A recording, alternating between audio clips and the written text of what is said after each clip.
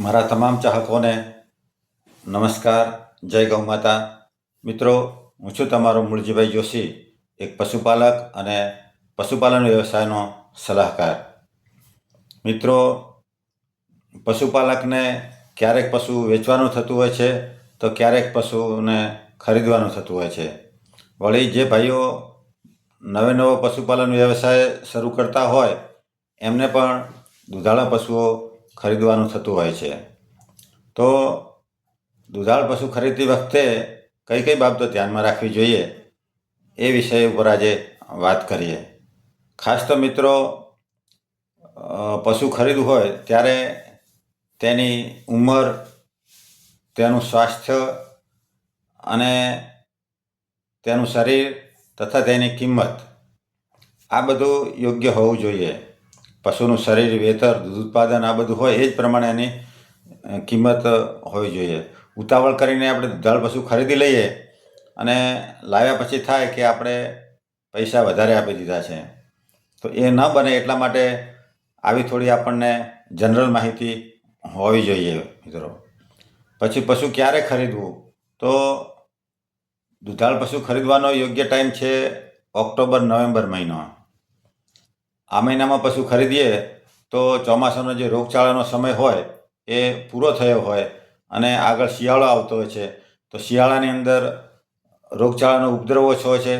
વળી પાછું એ સમયે પશુનું દૂધ ઉત્પાદન પીક લેવલ ઉપર હોય એટલે તે વધારે દૂધ ઉત્પાદન આપે છે. પછી આપણે ગાય ખરીદીએ તો પહેલાં કે બીજા વેતનની ખરીદવી જોઈએ અને ભેંસ ખરીદીએ તો બીજા કે ત્રીજા વેતનની ખરીદવી જોઈએ. વળી એ પશુને તેની નીચે માદા પશુ હોય, એનું બચ્ચું હોય તે માદા હોય તો વધારે સારું. હવે એના શરીરની વાત કરીએ તો એના શરીરમાં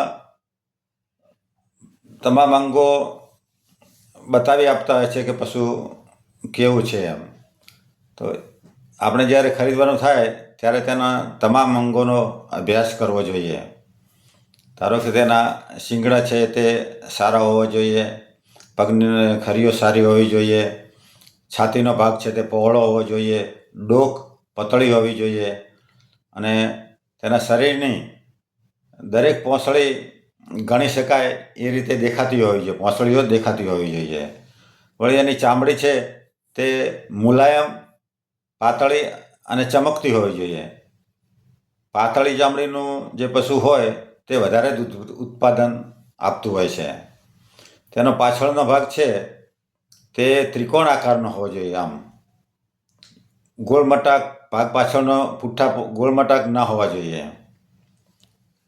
આ રીતે તેનું શરીર હોવું જોઈએ. પછી દૂધની જે નસ છે, મિલ્ક વેન કહેવાય જેને, તે મિલ્ક વેન આમ ઝીકઝેક હોવી જોઈએ, વાંકાચૂકી હોવી જોઈએ અને મોટી હોવી જોઈએ. એ પણ ખાસ જોવું જોઈએ. અને પછી વાત કરીએ તેના બાવલા વિશે, તો બાવલું વાટકા આકારનું કે છાજળી આકારનું આમ હોવું જોઈએ. અને ઓંચળ છે તે લાંબા અને નળાકાર હોવા જોઈએ. આપણે જે બાળકોને કે વાછરડા પાડાને દૂધ પાવાની ટોટી હોય છે તે આકારના ઓંચળ હોવા જોઈએ. દરેક ઓંચળની વચ્ચે જગ્યા હોવી જોઈએ, ચારે ઓંચળ છૂટા છૂટા હોવા જોઈએ. ઘણી વખત ભેંસના પાછળના ઓંચળ છે તે બંને, ભેંસ બહુ સારી હોય, બાવલું સારું હોય, પણ ઓંચળ પાછળના બે એકદમ ભેગા હોય છે, તો એ બરાબર નથી એમ. પછી વાત કરીએ પશુના સ્વભાવની, તો એ 4 પ્રકારના પશુ હોય છે. એક તો શાંત અને નમ્ર સ્વભાવનું હોય. બીજું ભડકણ અને બીકણ હોય. સહેજ અવાજ થાય તો પણ તે ભડકે, તોફાન કરે અને ડરી જાય, આવું હોય છે.